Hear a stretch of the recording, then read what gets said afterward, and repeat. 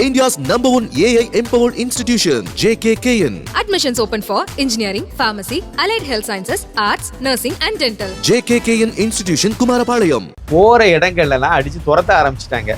எல்லா வேட்பாளரையும் கனிமொழி இருந்தாலும் சரி, தென் சென்னையில் நிற்கக்கூடிய தமிழச்சி தங்கபாண்டியனா இருந்தாலும் சரி, மத்திய சென்னையில் இருக்கக்கூடிய தயாநிதி மாறனா இருந்தாலும் சரி, இல்லை கரூரில் நிற்கக்கூடிய ஜோதிமணியா இருந்தாலும் சரி, இல்லை மதுரையில் நிற்கக்கூடிய வெங்கடேசனா இருந்தாலும் சரி, ராசாவா நீலகிரியில ராசாவா இருந்தாலும் சரி, எல்லாத்தையுமே துரத்தி அடிக்கிறாங்க.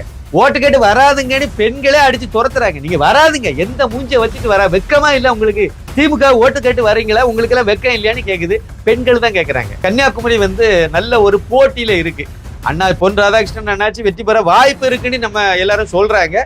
இருந்தாலும் கடுமையான ஒரு போட்டியில இருக்குங்கிறது தான் கள நிலவரம். அதாவது கார்த்தியாயனி வெற்றி பெறணும்னு யாரும் நினைக்கிறாங்களோ இல்லையோ, திருமாவளவன் கட்டாயம் தோத்து போயிடணுங்கிறதுல உறுதியா இருக்காங்க. ஒரு அரசியல் கட்சியினுடைய தலைவருக்கு கொஞ்சமாவது தகுதி இருக்கணும்ல, அதுவே கிடையாது. இங்க ஒண்ணு உளர வேண்டியது, அங்க ஒண்ணு உளர வேண்டியது, இஷ்டத்துக்கு உளர வேண்டியது, எதுலயுமே ஒரு இது இருக்காது. எனக்கு தெரிஞ்சு 7% ஓட்டு அவருக்கு இருக்கு தோராயமா. அந்த 7% இந்த தடவை மைனஸ்ல போகும். எடப்பாடி சுத்தம் போற இடம் தெருவும் திண்ணியமா ஆயாச்சு கிட்டத்தட்ட. அதனால அவருக்கு ஒரு தொகுதி கூட வெற்றி பெறதுக்கு வாய்ப்பு இல்லாத சூழ்நிலையில இருக்காங்க. ஜல்வேஜ் ஜீவன் திட்டத்துல இலவசமா குடிநீர் இணைப்பை கொடுங்கன்னா இன்னும் 30,000 40,000 பில்லு போட்டு கிடக்குறாரு. ஒவ்வொரு பெண்களும் யோசிக்க ஆரம்பிச்சுட்டாங்க. இந்த டாஸ்மாக இழுத்து மூடாத வரைக்கும் விடிவு காலம் இல்லைங்கிறது எல்லாத்துக்கும் தெரியும். ஆற்காடு வீராசாமிக்கு பையன் இதுக்கு முன்னாடி எம்பியா போன எலெக்ஷன்ல இருக்கும்போது, எம்பியா எலெக்ஷன் நடக்கும்போது வந்திருந்தார். அது பிறகு இப்ப தானே போயிருக்காரு. இந்த வாட்டி அண்ணாமலைக்காக மோடிக்காக வெளியே வந்து ஓட்டு போடணும்னு நினைக்கிறாங்க. 75% மேல 80% தாண்டி எல்லாம் ஓட்டு பதிவு சென்னையில வந்துட்டு அப்படின்னாலே திமுக வாஷ் அவுட் ஆயிரும். 3 தொகுதியிலும் தோத்து போயிடும். இவரு கேட்டிருக்காரு, எனக்கு குடும்பத்துக்கு இவ்வளவு கோடி ரூபாய் வேணும், எனக்கு 1000 கோடி ரூபாய் எனக்கு கட்சிக்கு நீங்க தரணும், அப்புறம் 15 சீட்டு தரணும், அப்புறம் 2026 என்ன முதலமைச்சர் வேட்பாளரை அறிவிக்கணும். எடப்பாடி எப்படி ஒத்துக்குவாரு? 1000 கோடி ரூபாய் அளவுக்கு ஒர்த்து உள்ள ஆளே கிடையாது. இப்ப மட்டும் என்ன காசே வாங்காம இவர் தனிச்சு போட்டிடுறான்னு நினைக்கிறீங்களா? திமுகவினுடைய பி டீம் இவரு.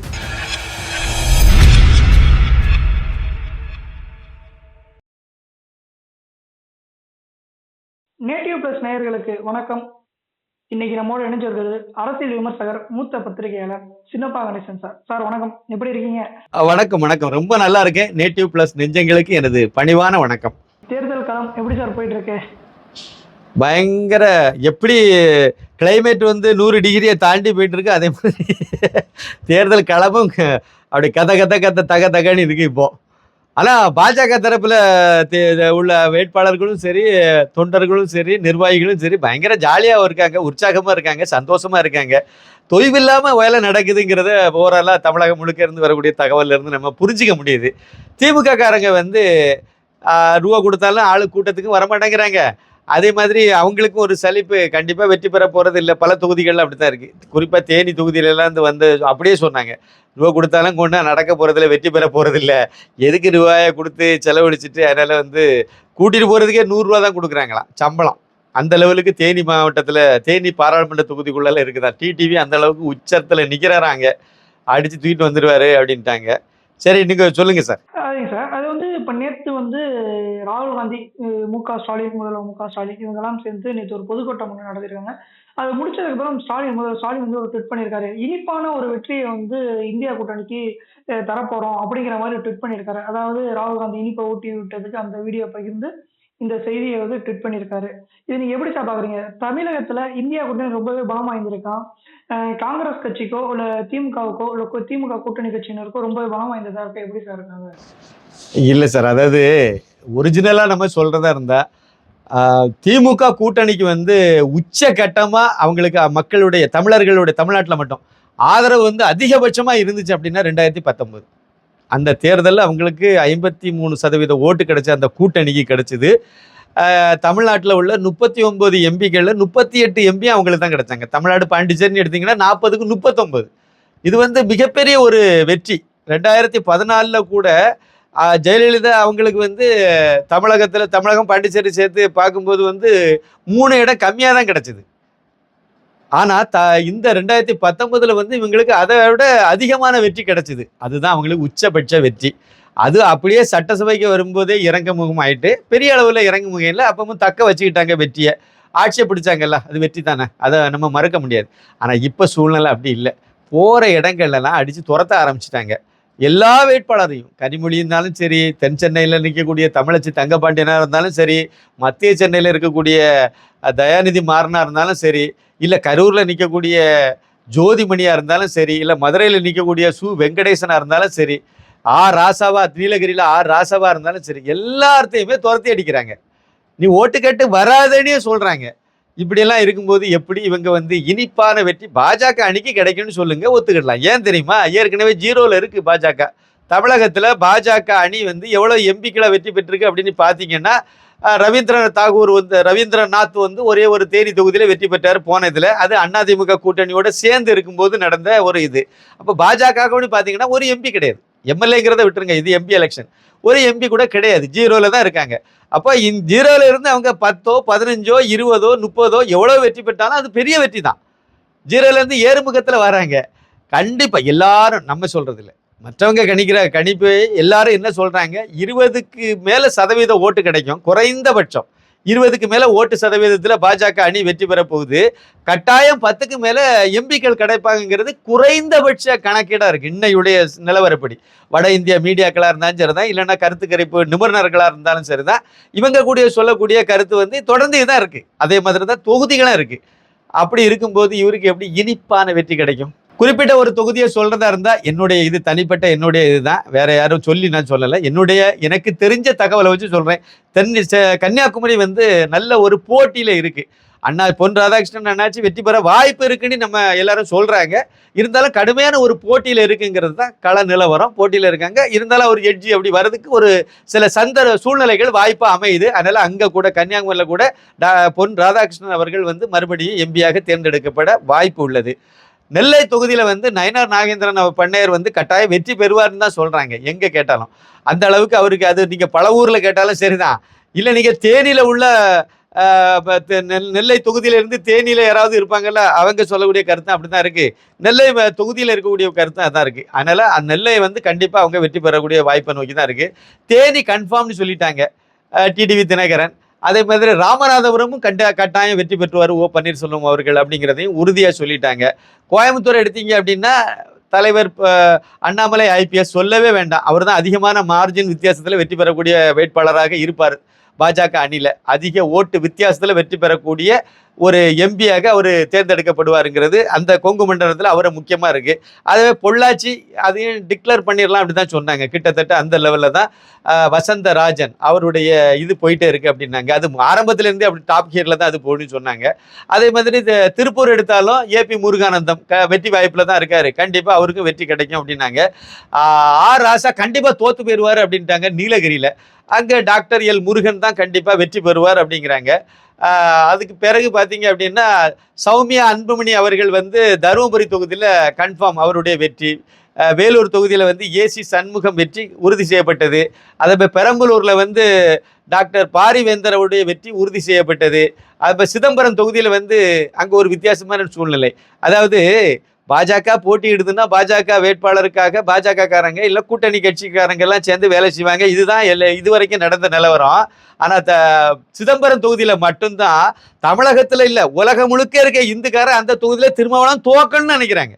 அதாவது கார்த்தியாயனி வெற்றி பெறணும்னு யாரும் நினைக்கிறாங்களோ இல்லையோ, திருமாவளவன் கட்டாயம் தோத்து பெறணுங்கிறதுல உறுதியா இருக்காங்க. அதுக்காக கார்த்தியாயனி கண்டிப்பா வெற்றி பெறணும், அந்த மாதிரி ஓட்டு போட்டா தானே இவர் தோப்பாரு, அந்த வேலையை அங்க செய்யறாங்க. நிறைய பேர் இங்க இருந்து எப்படி கொங்கு மண்டலத்துக்கு கோயம்புத்தூரை நோக்கி நிறைய பேர் எப்படி படையெடுத்தாங்களோ, திரு அண்ணாமலை ஐபிஎஸ்க்கு வேலை செய்யறதுக்காக போனாங்களோ, அதே மாதிரி சிதம்பரத்தை நோக்கி நிறைய பேர் போயிருக்காங்க. எனக்கு தெரிஞ்ச நிறைய இந்து அமைப்பை சார்ந்தவங்க எல்லாம் போயிருக்காங்க. அது ஒரு பிரிஸ்டீஜ் தொகுதின்னு சொல்லி இந்து சமுதாயத்தில் உள்ளவங்க நினைக்கிறாங்க. இந்து விரோதி, இந்து மதத்தை அழிக்க வந்த ஒருத்தர் வந்து திருமாவளவன், அவர் எம்பியான பிறகு திருந்தலை, அதனால கண்டிப்பா அவர் தோற்கடிக்கப்பட வேண்டும், அதனால கார்த்தியாயனி வெற்றி பெறணும் அப்படிங்கிறதுல உறுதியா இருக்காங்க. இது வந்து தேசியவாதிகள் இந்துத்துவவாதிகள் மட்டத்தில் உள்ள சிந்தனை.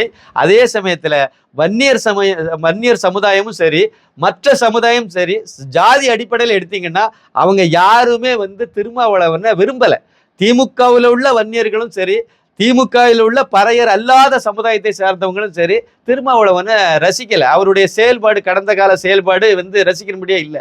அதனால கட்டாயம் அவர் தோக்கணும்னு தான் விரும்புறாங்க. நிச்சயமா அவரும் அங்க தோத்து போயிடுவாரு. கார்த்தியாயினி அந்த அம்மா நிச்சயமாக அங்கேயும் வெற்றி பெறுவாங்க.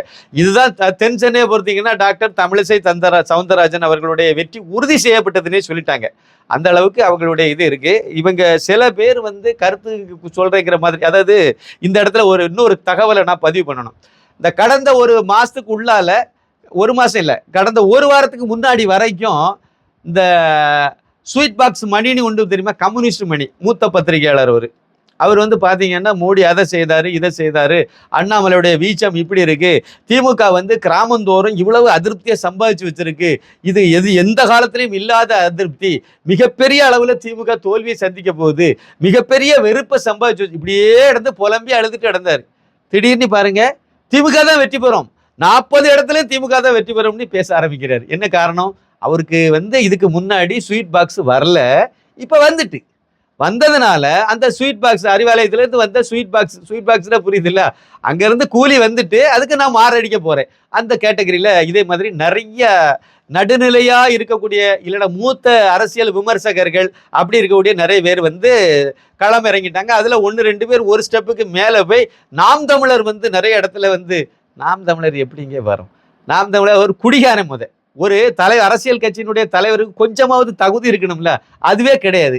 இங்க ஒண்ணு உளர வேண்டியது, அங்க ஒண்ணு உளர வேண்டியது, இஷ்டத்துக்கு உளர வேண்டியது, எதுலேயுமே ஒரு இது இருக்காது. நரம்பு படைக்க பேச மட்டும் தெரியும், அவ்வளவுதான். அதாவது வந்தேரின்னு ஊரு பூரா சொல்லிட்டு தெரிய வேண்டியது, தெலுங்கு பொண்ணை கல்யாணம் பண்ண வேண்டியது, அதானே. தமிழன் ஊரு பூரா சொல்லணும். வரலாறு நோண்டி பார்த்தா இவர் கேரளா வரவு, இவரே ஒரு வந்தேரி. இப்படிப்பட்ட சூழ்நிலையில இவர் அவருக்கும் இந்த தடவை பெரிய ஒரு இழப்பு வரப்போகுது.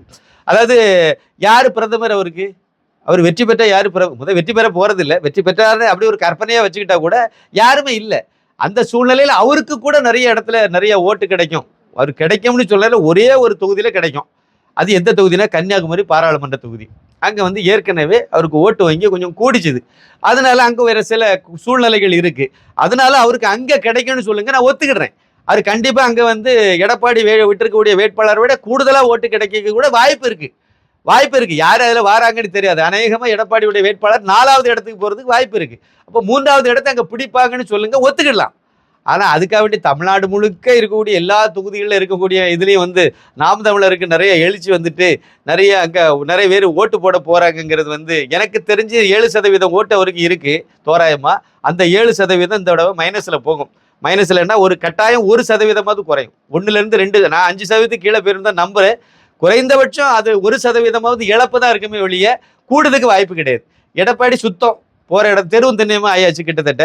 அதனால அவருக்கு ஒரு தொகுதி கூட வெற்றி பெறதுக்கு வாய்ப்பு இல்லாத சூழ்நிலையில இருக்காங்க. அதனால நிச்சயமா அப்ப அந்த ஓட்டலை எங்க இழந்து எங்க போகுது அப்படின்னு பாத்தீங்கன்னா, நடுநிலை வாக்காளர்கள், ஜெயலலிதா அவங்களை நேசிச்சவங்க, அதிமுகவில் தீவிரமான உறுப்பினரா இருந்தவங்க, எம்ஜிஆர் விசுவாசியா இருந்தவங்க, இவங்க அவ்வளவு பேருமே அண்ணாமலை பக்கம் நகர்ந்துட்டாங்க. ஒரு பெரிய மௌன புரட்சி இல்லை, வெளிப்படையான புரட்சியே வெடிக்க போகுது தமிழகத்துல. இந்த தேர்தலில் 19ஆம் தேதி நடக்க போகுது. அதுல இந்த அதிமுகவில் உள்ள பெரும்பாலான ஓட்டுகள், அதுக்கு சப்போர்ட்டர்ஸ், ஆதரவாளர்கள் எல்லாருமே அண்ணாமலை பக்கம் நகர்ந்துட்டாங்க. சீமான்ட்ட தம்பிகள்லேயும் நிறைய பேர் அண்ணாமலை பக்கம் நகர்ந்துட்டாங்க. அங்க இருந்து புரோஜனம் இல்லைங்கிறதுனால அங்க இருந்து நகர்ந்து இதுதான் கரெக்டான ஆள். அண்ணாமலையும் சீமானையும் மேட்ச் பண்ண முடியுமா? முடியாது.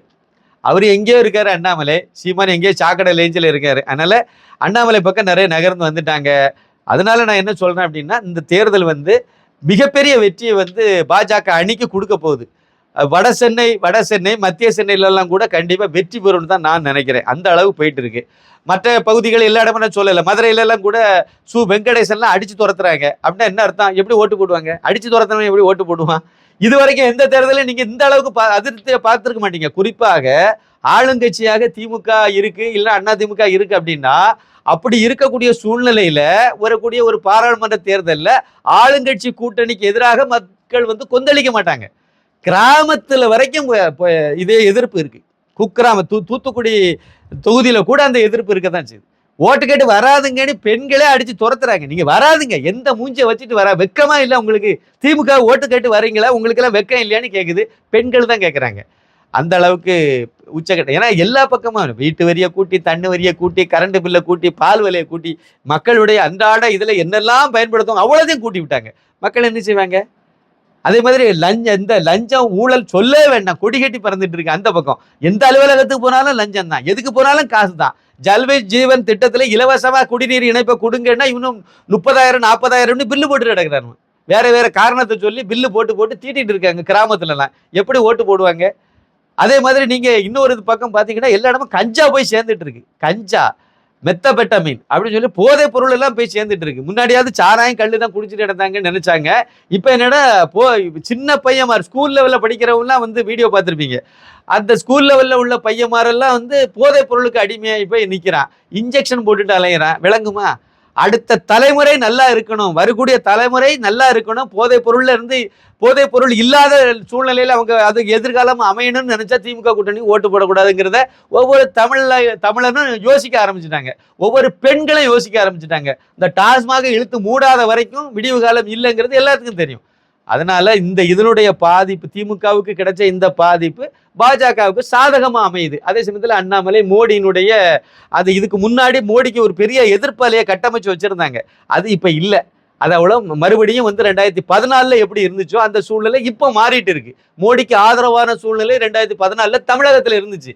முதல் முறை வாக்காளர்கள் அன்னைக்கு மோடியை விரும்புனாங்க, இன்னைக்கு அண்ணாமலையை விரும்புறாங்க. அன்னைக்கு யாரெல்லாம் மோடியை ஆதரிச்சாங்களோ அவங்க இன்னைக்கு மறுபடியும் ஆதரிக்க ஆரம்பிக்கிறாங்க. அப்போ முதல் முறை வாக்காளர், அதுக்கு முன்னாடி உள்ள வாக்காளர்கள் எல்லாருமே இந்த பக்கம் திரும்புறாங்க. அப்படி ஒட்டுமொத்தமா பாத்தீங்க அப்படின்னு சொன்னா மிகப்பெரிய வெற்றியை பாஜக அணி அடைய போகுது. திமுக மிகப்பெரிய தோல்வியை சந்திக்க போகுது. ஆனா அவங்களுக்கு ஒரு விஷயத்த பாருங்க, 10-15 இடத்துல அவங்க தோக்குறதா வச்சுக்கிட்டா கூட மிகப்பெரிய தோல்வி தான். ஆனா 15 இடத்துல அவங்க தோப்பான்னு நாங்க நினைக்கல. 25+ தான் தோக்க போறாங்க. அநேகமா 25+ தான். 1-2 தொகுதிகளில் எப்படியாவது தத்தி வர்றதுக்கு வாய்ப்பு இருக்குன்னு நினைக்கிறேன். அப்படித்தான் சூழ்நிலை சொல்றாங்க. கண்டிப்பாக 15க்கு உள்ளால தான் அவங்களுடைய எம்பிக்கள் இருக்குன்னு நான் கணிக்கிறேன். பாஜக அன்னைக்கு 25க்கு மேலே கிடைக்கணும்னு இங்கே நான் நம்புறேன். எடப்பாடி பழனிசாமி நம்ம டயலாக் தான், தெருவும் தென்னம்பா தான். ஏதோ இந்த ஈரோட்டில் கொஞ்சம் அப்படி வெற்றி பெற மாதிரி ஒரு சின்ன இருக்குன்னு ஒரு 4-5 நாளைக்கு முன்னாடி லைட்டாக சொல்லிட்டு இருந்தாங்க. இப்போ அதுவும் புஷ்வானமாகி போச்சு. அங்கேயும் இப்போ வாய்ப்பு இல்லைன்னு சொல்லிவிட்டாங்க. தென்காசி தொகுதியிலெல்லாம் டாக்டர் கிருஷ்ணசாமி 3வது இடத்துக்கு போயிடுவாருங்கிறாங்க. அந்த அளவுக்கு மோசமான நிலைமையில போயிட்டு இருக்கு. தென்காசி தொகுதி விட்ட பாஜக ஜான் பாண்டியன் தான் வெற்றி பெறுவார் அப்படிங்கிறாங்க. இந்த மாதிரி எல்லா இடமுமே பாஜக அணிக்கு சாதகமா இருக்கு. இது எல்லாரும் வெளியே சொல்ல மாட்டாங்க, கருத்து கணிப்புல இப்ப தைரியமா சொல்ல வந்துட்டாங்க. பாஜகவுக்கு தான் ஓட்டு போட போறேன்னு தைரியமா பெண்களே சொல்லக்கூடிய அளவுல இருக்கு. அதனால கண்டிப்பாக ஸ்வீட் கண்டிப்பா ஏப்ரல் 4ஆம் தேதி திரு அண்ணாமலை IPS அவருடைய பிறந்த நாளை முன்னிட்டு அவருக்கு தான் ஸ்வீட் நிறைய கொடுக்க போறாங்க. அவரை தான் கொண்டாட போறாரு. அன்னைக்கு இவங்க முக்கில் உட்காந்து தலையில முக்காடு போட்டுட்டு ஒப்பாரி தான் வைப்பாங்க. அந்த MK ஸ்டாலினா இருந்தாலும் சரிதான். இல்லை அவர் வெளிநாட்டு போயிடுவார், பப்பு வெளிநாட்டு போயிடுவார். அது பிளே பாய் தானே. அது அப்படியே எலெக்ஷன் ரிசல்ட் வரும்போது பாருங்க, ஏதாவது இத்தாலி ரோம்னி எங்கேயாவது ஒரு இடத்துல சுற்றிட்டு திரிவார். தாய்லாந்து பேங்காக்னி அலைவார். அவ்வளோதான்.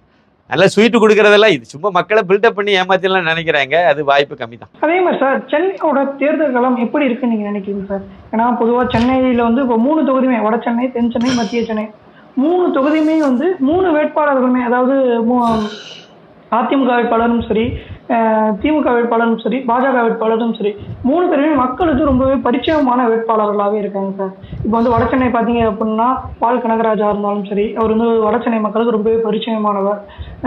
திமுகவுடைய கலாநிதி வீராசாமி, அதேமாரி ராயபுரம் மனோ.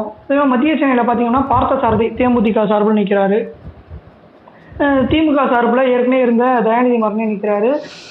பாஜக சார்பாக வினோத் பி செல்வம் இருக்காரு. அதேமாதிரி தென் சென்னையில் பார்த்தீங்க அப்படின்னாலும் தமிழிசை சவுந்தரராஜன் நிற்கிறாங்க பாஜக சார்பாக. அதிமுக சார்பாக ஜெயவர்தன் நிற்கிறாரு, அவர் ஏற்கனவே இருந்திருக்காரு. ப்ளஸ் அதுக்கப்புறம் திமுக சார்பாக தமிழிசை தங்கமணியன் இருக்காங்க. இவங்க ஏற்கனவே அதாவது சிட்டிங் MP அவங்க தான். இப்போ 3 பேருமே 3 தொகுதியிலுமே 3 வேட்பாளருமே மக்களுக்கு ரொம்பவே பரிச்சயமானவங்க. இப்போ இந்த இடத்துல இப்போ சென்னையை பொறுத்த வரைக்கும் யாரு ரொம்பவே போட்டி கொடுப்பாங்க, டஃப் கொடுப்பாங்கன்னு நினைக்கிறீங்க சார்? யாருக்கு டஃப் கொடுப்பாங்கன்னு நினைக்கிறீங்க? யாரு வெற்றி பெறுவாங்கன்னு நீங்க நினைக்கிறீங்க சார்? முதல் பாயிண்ட் என்ன அப்படின்னா, இந்த போட்டி சென்னை மட்டும் கேட்குறேன்னா சென்னை மட்டும் எடுத்துக்கணும். பெரும்பாலும் எல்லா இடமும் அப்படி தான் இருக்குது. சென்னை மட்டும் எடுத்துடுங்க. எடுக்கும்போது 3 தொகுதியிலையுமே போட்டி பாஜகவுக்கும் திமுகவுக்கும் இடையில தான் இருக்கு. அதாவது எடப்பாடி பழனிசாமியுடைய அந்த இடிஎம்கே இருக்கு பாருங்க, அதுவும் அந்த கூட்டணியும் வந்து களத்துல இல்லை. அவங்க வந்து 3வது இடத்துக்கு போயிட்டாங்க. எப்போ போயிட்டாங்க? தென் சென்னையில் ஏற்கனவே எம்பியா இருந்தவர் தான் ஜெயவர்தன். ஆனால் அவர் 3வது இடத்துல இருக்கார். இப்போடைய இது ரிசல்ட் வரும்போது பாருங்க, கன்ஃபார்மாக அவர் 3வது இடத்துல தான் இருப்பார். அது அவருடைய இது அதுதான். அதனால அவர் வந்து கிட்டத்தட்ட போட்டியிலே இல்லைங்கிற லெவலில் எடுத்துக்கலாம். மத்திய சென்னையில் எடுத்துடுங்க, அங்கேயும் வந்து அங்கே தேமுதிக கொடுத்துருக்காங்க பார்த்தசாரதி. அவரும் வந்து அங்கே ஒன்றும் இப்போ போட்டியில் மேலே இல்லை, 3வது இடத்துல கீழே இருக்காரு. அதுவும் ரொம்ப மார்ஜின் வித்தியாசத்தில் இருக்காருன்னு தான் என்னுடைய பார்வை. அங்கேருந்து தகவல் அதுதான். வட சென்னையை பொறுத்த வரைக்கும், வட சென்னையில் வந்து ராயபுரம் மனோ அவர் வந்து அவரை வந்து ஒரு வெயிட்டான ஒரு வேட்பாளர், நல்ல போட்டியாளர்னு சொல்லி அவங்க களம் இறக்கியிருக்காங்க. ஆனால் அவங்களுக்கே வந்து வெற்றி பெறுவோங்கிற நம்பிக்கை இல்லைனால அங்கேயும் கிட்டத்தட்ட அந்த 3வது இடத்தை நோக்கி தான் அவங்களுடைய இது இருந்துட்டு இருக்கு. அப்புறம் வந்து இன்னும் இது ஒரு பாயிண்ட். இன்னொரு பாயிண்ட் பார்த்தீங்கன்னா, திமுகவுக்கு 3 இடத்துலையும் துரத்தி அடிக்கிற வேலை தான் நடக்குது. ஆற்காடு வீராசாமிக்கு பையன் இதுக்கு முன்னாடி எம்பியா போன எலெக்ஷன்ல இருக்கும்போது, எம்பியா எலெக்ஷன் நடக்கும்போது வந்திருந்தார். அது பிறகு இப்போ தானே போயிருக்காரு. தமிழச்சி தங்கபாண்டியன் கடந்த முறை எம்பியா எலெக்ஷன்ல 5 வருஷத்துக்கு முன்னாடி வந்து ஓட்டு கேட்க வந்தாங்க. அழகான வேட்பாளர்னு சொன்னாரு உதயநிதி ஸ்டாலின், அந்த உதவாகரை சொல்லிட்டு போச்சு. அதோட சரி, அது பிறகு ஆளே காணலையே. தண்ணியில மிதந்துட்டு இருந்துச்சு சென்னை. இவங்கெல்லாம் எங்க போனாங்க? இந்த மூதேவிகள்லாம் எங்கவே ஒளிஞ்சிட்டு போச்சுன்னே தெரியல. அதனால வந்து இப்போ என்ன அப்படின்னா, இவங்களுக்கு அதான் துரத்தி அடிக்கிறாங்க. வண்டியை ரிவர்ஸில் எடுத்துட்டு ஓட வேண்டிய சூழ்நிலையில் இருக்கலாம். அப்போ அதிருப்தி கடுமையா இருக்கு. 3 பேருக்குமே அதிருப்தி கடுமையா இருக்கு. அதனால தான் திமுக காரங்க அந்த பித்தலாட்டத்துக்கு பேர் போனதுனால அவங்க என்ன செய்யறாங்க அப்படின்னா, படிச்சவன் வந்து இங்க ஓட்டு போட்டா கண்டிப்பா பாஜக அணிக்கு தான் ஓட்டு போடுவான். அப்போ பாஜக 3 தொகுதியுமே பாஜக தான் நிக்குது, பாஜக அணியில. அப்ப தாமரைக்கு தான் ஓட்டு போடுவாங்க படிச்சவங்க. அதே மாதிரி வேலை பார்க்குறவங்க, அரசாங்கத்திலயோ தனியார்லயோ வேலை பார்க்குறவன் படிச்சவன் தான் வேலையும் பார்ப்பான். அப்ப அவனும் வந்து பாஜகவை தான் சாய்ஸா வைக்கிறான். முதல் முறை வாக்காளர் பாஜகவை தான் சாய்ஸா வைக்கிறான். வசதியானவங்க, தொழிலதிபர்கள் அவங்களும் பாஜகவை சாய்ஸா வைக்கிறாங்க. இது போக வயதானவங்க, எனக்கு எந்த தேர்தலையும் இந்த 2 திமுகவும் பிடிக்கல, அண்ணா திமுக பிடிக்கல, எவருக்கும் என்னுடைய ஓட்டு இல்லைன்னு சொல்லி கடந்த 3-4 தேர்தல்களில் அவங்க பாட்டு வீட்டிலே உட்கார்ந்து இருந்தவங்க எல்லாம் இந்த வாட்டி அண்ணாமலைக்காக, மோடிக்காக வெளியே வந்து ஓட்டு போடணும்னு நினைக்கிறாங்க.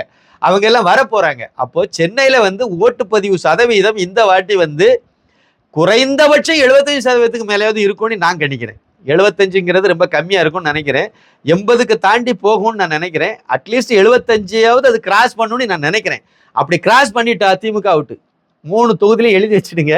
75% மேல 80% தாண்டி எல்லாம் ஓட்டு பதிவு சென்னையில வந்துட்டு அப்படின்னாலே திமுக வாஷ் அவுட் ஆயிரும். 3 தொகுதியிலையும் தோத்து போயிடும். அதனாலதான் இவங்க என்ன பித்தலாட்டம் பண்றாங்க அப்படின்னா, 3 தொகுதி, அதாவது சென்னையில் உள்ள மக்கள் எல்லாம் வெளியேற்றக்கூடிய வகையில இவங்க வந்து ஸ்கூல்ல லீவ் விட்டாங்க.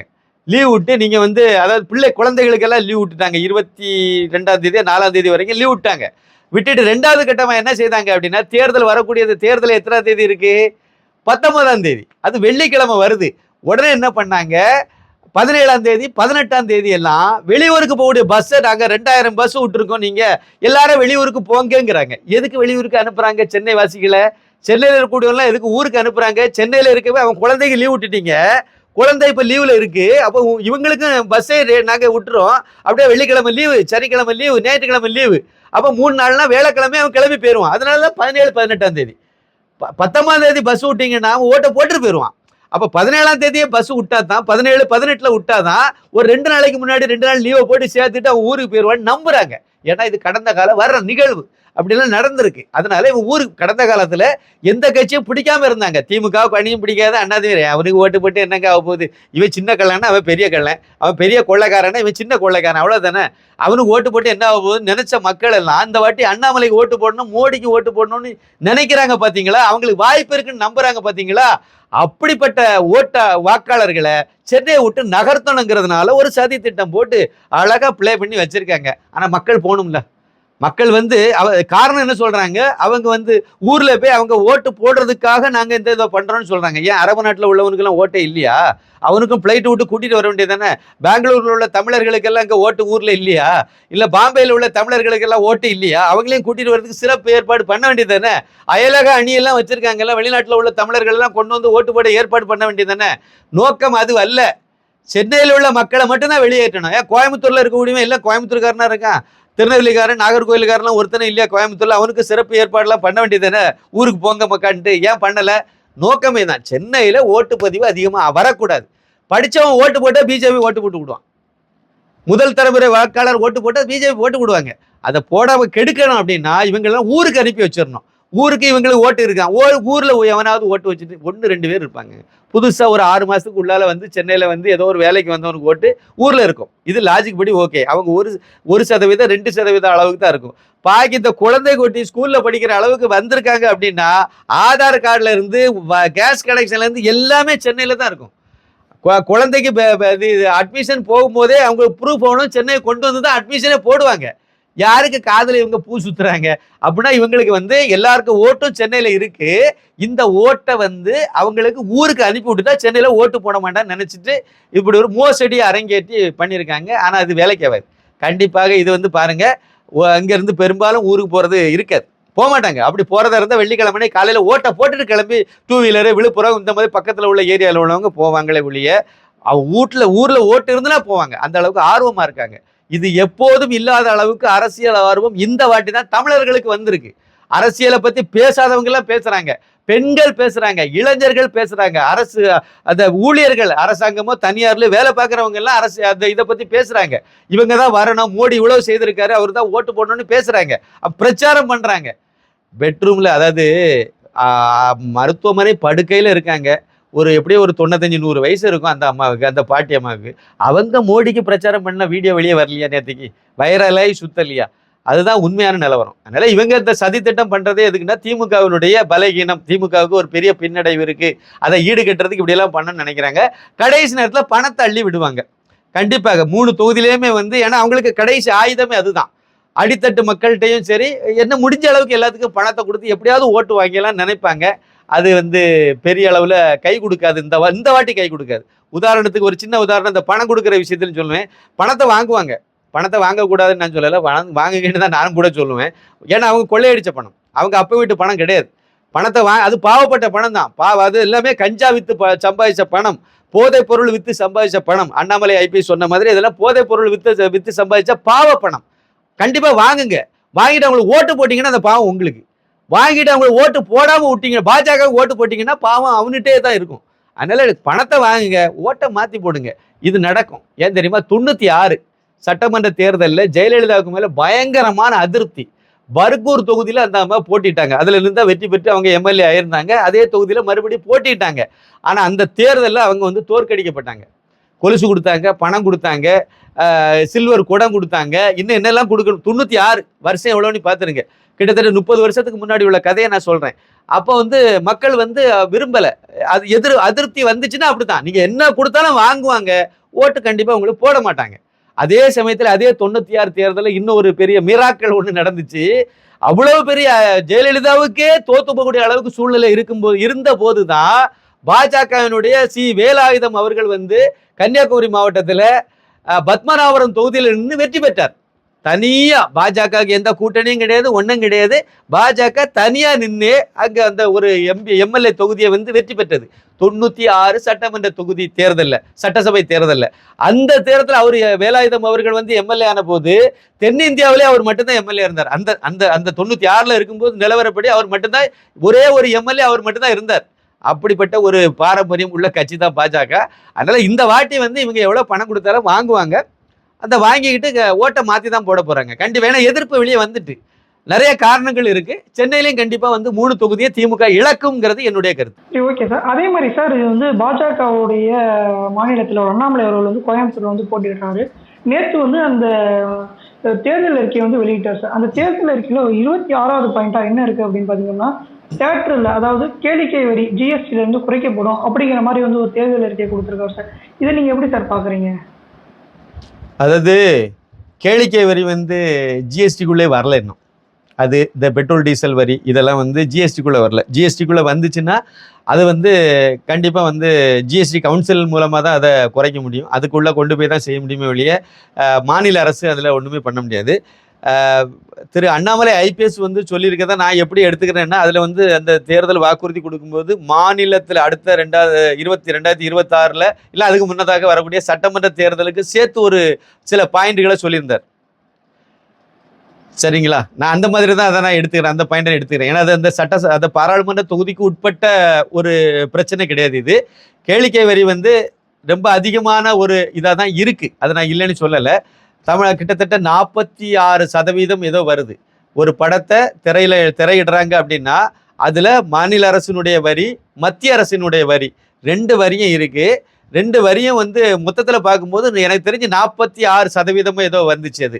அப்போ 100 ரூபாய் வசூலாகுது ஒரு தியேட்டர்ல அப்படின்னா கேளிக்கை வரியா சூப்பர் டாக்ஸ்ல இருக்குது. கேளிக்கை வரி வந்து 46 ரூபாயை வந்து நீங்க 100 ரூபாயில 46 ரூபாயை கொடுத்தீங்கன்னா பாக்கி 54 ரூபாய் தான் வரும். அந்த 54 ரூபாயில தியேட்டருக்காரங்களுடைய ஷேரு, ப்ரொடியூசருடைய ஷேரு, டிஸ்ட்ரிபியூட்டர் ஷேர்லாம் எடுத்தீங்கன்னா அப்போ ப்ரொடியூசருக்கு எவ்வளோதான் மிச்சம் கிடைக்கும்? இது ஒரு பெரிய ஒரு பிரச்சனை இருந்துட்டு இருக்கு. அது இல்லை, அவர் எடுத்திருக்க விஷயம் வந்து முக்கியமான விஷயம். கேளிக்கை வரிங்கிறது சினிமா சம்பந்தப்பட்ட வரி தான், தியேட்டருக்காரங்களுக்கு உள்ள வரி தான் அது. தியேட்டருக்காரங்களில் சினிமாக்காரங்களுக்கு வரி, அந்த வரி குறைக்கணுங்கிறது நீண்ட நாள் கோரிக்கை. சினிமா துறையை சார்ந்தவங்க வந்து நீண்ட நாள் கோரிக்கை வச்சிருக்காங்க. கண்டிப்பா, ஆனா இதை நடைமுறைப்படுத்தணும் அப்படின்னா கண்டிப்பா தமிழகத்துல வெற்றி பெறணும். பாஜக வெற்றி பெற்றா மட்டும்தான் இது வந்து சாத்தியப்படும். கண்டிப்பா அது அண்ணாமலை நினைச்சு அதை பண்ணி விடுவார். அவர் சொல்லிட்டாருன்னா பண்ணி விடுவார். அதே மாதிரி வந்து துறையினருக்கு வந்து ஊதியத்தை ரெட்டிப்பாக்குன்னு சொல்லியிருக்காரு தமிழக அரசு. பாஜக அமைக்கும் போது காவல்துறையினுடைய ஊதியத்தை வந்து நாங்க ரெட்டிப்பாக்குவோம். அதே மாதிரி கட்டாய விடுப்பு, வாரத்தில் 8 நாள் வேலை பார்க்க வேண்டிய அவசியம் இல்லை, ஒரு நாள் கட்டாயமாக நாங்கள் லீவு விடுவோம் அப்படின்னு சொல்லியிருக்காரு. டாஸ்மார்க்கை படிப்படியாக நாங்கள் குறைப்போம்ங்கிற பாயிண்ட்டையும் அவர் சொல்லியிருக்காரு. அதே மாதிரி வந்து இந்து அறநிலைத்துறை கட்டுப்பாட்டில் இருந்து இந்த இந்து கோவில்கள் எல்லாம் விடுவிப்போம் அப்படிங்கிற பாயிண்ட்டையும் அவர் முக்கியமாக சொல்லியிருக்காரு. இந்த மாதிரி குறிப்பிட்ட பாயிண்ட்களையும் வந்து இதில் கவர் பண்ணியிருக்காரு. இது எல்லாமே வந்து அடுத்த சட்டமன்ற தேர்தலை டார்கெட் பண்ணி அவர் சொன்ன விஷயமா தான் நான் பார்க்குறேன். அதை பற்றி தான் சொல்லியிருக்காரு. இது போக கோயம்புத்தூருக்கு நிறைய விஷயங்களை சொல்லியிருக்காரு. ஆனால் கோயம்புத்தூருக்கு அவர் சொன்ன விஷயங்கள்ல பெரும்பாலான விஷயங்கள் வந்து மத்திய அரசு நினைச்சாலே போதும், அதை செயல்படுத்துறதுக்கு முடியும். ஸ்மார்ட் சிட்டி திட்டத்தின் மூலமாகவோ இல்லைன்னா மெட்ரோ ரயில் விடுறதா இருந்தாலும் சரி, ஐஐஎம் சென்னையில் இருக்க மாதிரி 2வது ஐஐஎம் வந்து கோயம்புத்தூர்ல கொண்டு வருவேன்னு சொல்றது, இது எல்லாமே வந்து மத்திய அரசு நேரடியாக பண்ணக்கூடியது. அவரால் அது சாத்தியப்பட முடியும், சாத்தியப்படுத்துவார் அவர். ஏன்னா மத்திய அரசு பாஜக அரசு தானே வரப்போகுது, அதனால தைரியமா அவரால் அதை செயல்படுத்த முடியும். அவர் ஒரு செயல் வீரன், அதனால கண்டிப்பா செய்வாரு. கேளிக்கை வரிங்கிறது இவங்க யாருமே கவலைப்படாத, ஆளுங்கட்சி கவலைப்படல. இதுக்கு முன்னாடி ஆண்ட கட்சிகளும் அதை பெருசா கண்டுக்கல. கேளிக்கை வரியை குறைச்சிட்டாங்க அப்படின்னாலே தியேட்டர்ல டிக்கெட் குறையும், கண்டிப்பாக தியேட்டர்ல டிக்கெட் குறையும். தியேட்டருக்கு போறவங்க எண்ணிக்கை அதிகமா இருக்கும். அதை தியேட்டருக்கு போய் படம் பார்க்குறவங்க எண்ணிக்கை நல்ல அதிகமா இருக்கும். அது அப்படி அதிகமாகும் பட்சத்தில் தியேட்டர் துறை, அந்த சினிமா துறை வந்து கொஞ்சம் வளர்ச்சி பெறும். இப்ப இருக்கக்கூடிய அந்த நெருக்கடியிலிருந்து கொஞ்சம் விடுதலை பெறும். அதனால ஒரு நல்ல பாயிண்டை கையில் எடுத்திருக்காரு. அதை கண்டிப்பாக அதை நடைமுறைப்படுத்தணும் அப்படிங்கிறதுல எனக்கு எந்த மாற்று கருத்தும் கிடையாது. சினிமா துறையை சார்ந்த ஒருத்தன் அப்படிங்கிறனால எனக்கு இதுல உள்ள பிரச்சனை என்னன்னு தெரியும். இன்னும் நிறைய விஷயங்கள் இருக்கு, இதுல படுத்தினா நல்லா இருக்கும் அப்படிங்கிறதுல நிறைய விஷயங்கள் இருக்கு. கண்டிப்பாக அண்ணாமலை ஐபிஎஸ் அவர்கள் தமிழகத்தினுடைய முதலமைச்சராக வரும்போது இதெல்லாம் கண்டிப்பா நடைமுறைப்படுத்துவாருங்கிறதுல எந்த மாற்று கருத்தும் எனக்கு இல்லை. சரிங்க சார். அதே மாதிரி சார், இப்போ வந்து சீமான் அவர்கள் வந்து அவர் கூறின கருத்து, அவர் சொன்ன கருத்து, அதாவது பிரச்சாரத்தின் போது சொன்ன கருத்து இப்போ ரொம்பவே சர்ச்சையாயிருக்கு சார். அது என்ன அப்படின்னா, நேரடியாகவே சொல்றாரு, என்கிட்ட வந்து பேரம் பேசினாங்க, 15 சீட்டு தரேன், 1000 கோடி தரேன், முதலமைச்சர் பதவி தரேன், ஆனா இருந்தும் நான் போகல அப்படிங்கிற மாதிரி அவர் சொல்லியிருக்காரு சார். அவர் சொன்னது வந்து இப்போ மிகப்பெரிய அளவில் சர்ச்சையாயிருக்கு. இதை நீங்க எப்படி சார் பாக்குறீங்க? உண்மையான நடந்தது என்ன சார்? சிங்கப்பூர்ல கூப்பிட்டாங்க, மலேசியால கூப்பிட்டாங்க, அங்க கூப்பிட்டாங்க, கோயம்புத்தூர்ல கூப்பிட்டாங்க, அந்த மாதிரி இருக்கு இவருடைய இது. எவனுமே இவரு கூட கூட்டணி வைக்க தயாரா வரல, யாரும் கூட்டணியில சேர்த்துக்குன்னு தயாரா இல்லை. ஏதோ எடப்பாடி பழனிசாமி மட்டும் கொஞ்சம் பேச்சுவார்த்தை நடத்தினாரு, தூது விட்டு பார்த்தாங்க. அதுக்கு இவரு எந்த இடத்துல என்ன பிரச்சனைன்னு தெரியல, அதுக்கும் ஒத்துக்கலை, இவரு போகலை, அவ்வளவுதான். இவ்வளவுதான். அந்த பேரம் வந்து படியலை அப்படின்னு எடுத்துக்கலாம். மற்றபடி இவருக்கு 1000 கோடி ரூபாய் கொடுக்கறதுக்கு யாரு முன் வருவா? முதல் யாரு வச்சிருக்காங்க? ஒன்று திமுக வச்சிருக்கோம், கொடுக்கலாம், அந்த கேப்பபிலிட்டி அவங்களுக்கு இருக்கு. அரசியல் வந்து தமிழ்நாட்டில் தான் நடக்கும். ஒன்று ஆல் இந்தியா லெவலில் உள்ள ஒரு ஃபிகர் இவரு கிடையாது. இவரு கட்சி தமிழ்நாட்டில் மட்டும்தான் இருக்கு சார். அந்த தமிழ்நாட்டில் தான் நீங்க அரசியல் நடத்துறீங்க. தமிழ்நாட்டில் உள்ள தலைவர்கள்ட்ட தான் கேட்க முடியும். ஒரு 2 ஆப்ஷன் தான் இருக்கு. ஒன்று எடப்பாடி பழனிசாமிகிட்ட பேசி நாங்க 1000 கோடி ரூபாய் இவர் கேட்டிருப்பார். நான் என்ன நினைக்கிறேன்னா, அவங்க தாரேன்னு சொல்லலை, ஆனா இவரு கேட்டிருப்பார், எனக்கு வந்து 2026 எனக்கு முதலமைச்சர் வேட்பாளராக நீங்க ஏத்துக்கிடுவீங்களா? அது அப்படி ஏத்துக்கிட்டீங்கன்னா நான் வாரேன். எனக்கு வந்து 1000 கோடி ரூபாய் எனக்கு தருவீங்களா? தந்தீங்கன்னா நான் வாரேன். என் குடும்பத்துக்கு நீங்க இவ்வளவு, இதெல்லாம் ரொம்ப கொழுப்பு. இவருக்கு குடும்பத்துக்கு அவங்க மொய் எழுதணுமா? தருவீங்களா? தந்தா நான் வாரேன். இதெல்லாம் இவர் வச்ச டிமாண்டா இருக்கும்னு நான் நினைக்கிறேன். குடும்பத்துக்கு பணம் தர வேண்டிய எந்த கட்சிக்காரங்க சொல்லுவாங்க சொல்லுங்க? அப்ப இவரா ஒரு இதை அப்ப இவரு கேட்டிருக்காரு, எனக்கு குடும்பத்துக்கு இவ்வளவு கோடி ரூபாய் வேணும், எனக்கு வந்து 1000 கோடி ரூபாய் எனக்கு கட்சிக்கு நீங்க தரணும், அப்புறம் 15 சீட்டு தரணும், அப்புறம் 2026 என்ன முதலமைச்சர் வேட்பாளரை அறிவிக்கணும். எடப்பாடி எப்படி ஒத்துக்குவாரு? அவரு எதுக்கு இருக்காரு? இல்ல இதை போய் ஸ்டாலின் போய் கேட்க முடியுமா? போடா வெளியேன்னு துரத்தி அடிச்சிட மாட்டாங்க. இதுதான் சார் உண்மை. இவரு கேட்டது இது, இவ்வளவு எனக்கு வேணும்னு டிமாண்ட் எடப்பாடிட்ட வச்சிருப்பாருன்னு நினைக்கிறேன். ஆனா வெளியே வந்து இப்ப எப்படி பூசி மெழுகி விடுறாங்க. அது கர்நாடகத்துல ஒரு சின்ன கட்சி இருக்குல்ல, இவருக்கு சின்னத்தை தூக்கிட்டு போனாங்கல்ல, அவங்க கூட கூட்டணி வைக்கி பேச, அவன் 1000 கோடி வச்சிருக்கானா அந்த ஆளு? ஒரு லாஜிக் வேணும்ல. அவங்க 1000 கோடி கொடுத்து பிறகு இவரை எப்படி முதலமைச்சர் ஆக்குறது எப்படி? அதுக்கு வந்து இங்க என்ன பண்ண போறாங்க? இங்க எது ஆதரவு வேணும்ல, மக்கள் ஆதரவு வேணும்ல. எங்க போனா கிடைக்கும்? எடப்பாடி பழனிசாமி அவர்கள் கூட போனாலும் கிடைக்க வாய்ப்பு இல்லை. இருந்தா கூட ஒரு கட்சிங்கிற கட்டுக்கோப்பு இருக்கு, ஒரு அமைப்பு இருக்கு, அதனால அவங்க கூட கூட்டணி பேரம் பேசலாம். அந்த கர்நாடக கட்சிக்கு இங்க என்ன இது இருக்கு? ஒண்ணுமே கிடையாது. அப்படி இருக்கும்போது எதுக்கு அதை அவன் வந்து பேசணும்? எல்லாம் பித்தலாட்டம், மோசடி, எத்துவாளித்தனம், ஏமாற்று வேலை இது. இவரு வந்து கேட்டது, இவருடைய டிமாண்ட இவ்வளவு தாரேன்னு எனக்கு சொன்னாங்க அப்படிங்கிற மாதிரி சொல்றாரு. 15 சீட்டு உங்களுக்கு தாரேன்னு எடப்பாடி பழனிசாமி சொன்னார்னா இவருக்கு உடனே போயிருப்பாரு. அவர் அதை ஒத்துக்கிட்டாருனா, 1000 கோடி தாரேன்னு சொன்னார்னா இவர் போகமாட்டார்னு நினைக்கிறீங்களா? இவருக்கு ஒர்த்து வந்து 50-100 கோடிக்கு கீழே தான் இருக்கு. 1000 கோடி ரூபாய் அளவுக்கு ஒர்த்து உள்ள ஆளே கிடையாது. இப்ப மட்டும் என்ன காசே வாங்காம இவர் வந்து தனிச்சு போட்டிடுறான்னு நினைக்கிறீங்களா? திமுகவினுடைய பி டீம் இவரு. திமுக கொடுத்த பணத்தை வச்சுதான் இவர் தேர்தல் வேலை செய்யறாரு. இல்லைன்னு சொல்லுங்க வேற. இந்த சூழ்நிலையில திமுக கொடுத்த பணத்தை வாங்கி வச்சுட்டு அது இல்லன்னா எப்படி சார்? மைக் செட்டுக்காரன்ல இருந்து எல்லாத்துக்கும் பணம் கொடுக்கணும் இவரு எங்க வச்சிருக்காரு? ஆமா, அப்படித்தான் சொல்லுவாங்க. திமுக தரப்புல இருந்து அப்படித்தான் சொல்லுவாங்க. ஏன்னா திமுக காரன் பணம் கொடுத்து இவரை வந்து தேர்தலில் வேலை செய்ய விட்டுருக்கா. ஒரு லாஜிக் பார்க்கணும் சார். இப்ப ஆளுங்கட்சி தமிழ்நாட்டில் ஏது? திமுக. திமுகவுக்கு எதிரான மனநிலையில் இருக்கக்கூடிய மக்கள் எங்க போவாங்க? எதிராக அண்ணாமலை பக்கம் இன்னைக்கு உள்ள சூழ்நிலைக்கு அண்ணாமலை பக்கம் போவாங்க. அதுல கொஞ்சம் பேர் வந்து சீமான் பக்கமும் போவாங்க. அப்ப அண்ணாமலைக்கு போகக்கூடிய முழு ஆட்கள்ல கொஞ்சம் பேரையாவது பிரிக்கணும்னா சீமானால தான் முடியும். ஏன்னா அவரும் புதுசு, இளைஞர்களை ஈர்க்கிறாரு அண்ணாமலை. சீமானும் இதற்கு முன்னாடி இளைஞர்களை ஈர்த்த ஒரு ஆளு. அப்ப வந்து அண்ணாமலைக்கு எவ்வளவு பேர் ஆதரவா போறாங்களோ அந்த ஓட்டு வங்கிய பிரிக்கணும். அப்ப பிரிச்சா என்ன, யாருக்கு லாபம்? திமுகவுக்கு லாபம். சிம்பிள் லாஜிக் இது. இதனால எடப்பாடிக்கு என்ன லாபம்? நோ லாபம். இல்ல பாஜக என்ன லாபம்? பாஜக இழப்புன்னு வேணா சொல்லுங்க. ஒரு 3 ஓட்டு 100க்கு 100 ஓட்டு திமுகவுக்கு எதிரான ஓட்டா இருக்குன்னா அதுல வந்து 97 ஓட்டு பிஜேபிக்கு போகுது, அண்ணாமலை அவர்களை சார்ந்து போகுது. அப்படின்னா 3 ஓட்டை இவர் பிரிக்கிறாருன்னா அது 3 ஓட்டு பிஜேபிக்கு இழப்பு தானே. அப்படி யோசிங்க. ஆளுங்கட்சிக்கு எதிரான ஓட்டை பிரிக்கிற வேலையில சீமான் ஈடுபட்டு இருக்காரு. அப்படின்னா இவரு காசு கொடு வாங்காம எப்படி இவரால அதை செய்வாருன்னு நீங்க நம்புறீங்களா? அவ்வளவு பெரிய யோக்கியனா சீமான் வந்து குடியிருந்த வீட்டுக்கே வாடகை 18 வருஷமா வாடகை கொடுக்காத ஆளு. இவரு பேர் யோக்கிய குடிகாரன். இவரு பேர் யோக்கியனா சொல்லிட்டு உளறிட்டு திரிகிறாரு. அதாவது திமுகவினுடைய பி டீம், திமுக கொத்தடிமை இது. திமுக எல்லா வேலையும் செய்யும். அதாவது பத்திரிகையாளர்களை இருக்கும், டிவி காரங்கள் எல்லாம் ஓனர் எல்லாம் மிரட்டி உருட்டி அவங்களை கையகப்படுத்துவாங்க. அதே மாதிரி அரசியல் கட்சிகள் எல்லாம் அவங்களுக்கு சாதகமா இழுப்பாங்க. இந்த சமூக ஆர்வலர்கள் அவை இவன் தோழல் துருத்தி எல்லாத்தையும் அவங்க கையப்படுத்துவாங்க. அதே மாதிரி சீமான கையப்படுத்தி வச்சிருக்காங்க. அவருக்கு தேவையான பணத்தை முதலே கொடுத்துட்டாங்க. வேட்பாளர் அறிவிச்சுட்டு ஜாலியா அதுல ஒரு அமௌண்ட்டை தூக்கி செலவு பண்றதுக்கு மிச்சத்தை அழகா ஒதுக்கி வச்சுக்கிட்டாரு. அண்ணன் அடுத்த சட்டசபை தேர்தல் வரைக்கும் அதுல அழகா நல்லா குடிச்சிட்டு கும்மாளம் போட்டுட்டு வெளிநாட்டுக்காரு வெளிநாட்டு நாய் கூட சுத்திட்டு திரிவாரு. அவ்வளவுதானே. இவருக்கு என்ன கொள்கை இருக்கு? கொள்கை தமிழ்னு பேசிட்டு இருந்தாலும் குழந்தைகளை வந்து தமிழ் மீடியம் பள்ளியிடத்துல படிக்க வைக்க வேண்டியது தானே. எதுக்கு நீ ஹிந்தி ஹிந்தி சொல்லிக் கொடுக்கக்கூடிய பள்ளிக்கூடத்துல எதுக்கு குழந்தை கொண்டு சேர்த்திருக்காரு? அவ்வளவா பித்தலாட்டம், எத்துவாளித்தனம். வெளியே பேசும்போது அரசு ஊழியர்கள் ஆசிரியர்கள் அரசாங்க பள்ளிக்கூடத்துல நீங்க உங்க குழந்தைய நொட்டணும். நீ எங்க போய் நொட்டி வச்சிருக்க? உனக்கு குழந்தை இருக்குல்ல, அரசாங்க பள்ளிக்கூடத்துல படிக்க வைக்க வேண்டியது தானே. படிக்க வச்சுட்டு நீ பேசணும்னா தமிழ்ல வழிதான் என் குழந்தை படிக்கணும்னு சொன்னீங்கன்னா லாஜிக் இருக்கு. ஆனா அதை விட்டுட்டு தமிழே இல்லாத பள்ளிக்கூடத்துல கொண்டு பிள்ளைய படிக்க வச்சுட்டு இவர் தமிழ் படிக்கணும்னு சொல்லிட்டு அரசு ஊழியர்களுக்கும் ஆசிரியர்களுக்கும் ஆலோசனை சொல்லிட்டு இருக்காரு. இது என்னது? சாத்தான் வேதம் ஓதுற மாதிரி இல்லையா? இதே கதை தான் இவரே கதை. திமுகவினுடைய அள்ளக்கை கட்சி சீமான் கட்சி. சீமான் அந்த வேலையை தான் பார்த்துட்டு இருக்காரு. அதாவது பாஜகவுக்கு வரக்கூடிய திமுகவுக்கு எதிர்ப்பு ஓட்ட பிரிக்கிற வேலையை கச்சிதமாக செய்துட்டு இருக்காரு. அதாவது அதனாலதான் அவரு இழப்பாருன்னு சொல்றேன். அதனால சீமானுடைய ஏற்கனவே இருந்த ஓட்டுகள்ல ஒரு பகுதி வந்து பிரிஞ்சு பாஜக அண்ணாமலை பக்கம் போயிட்டு, அதனால திமுகவுக்கு இந்த திரு சீமான் அவர்களுக்கு இந்த வாட்டி வந்து நிச்சயமா பாருங்க அந்த 7% ஓட்டு கிடைக்காது.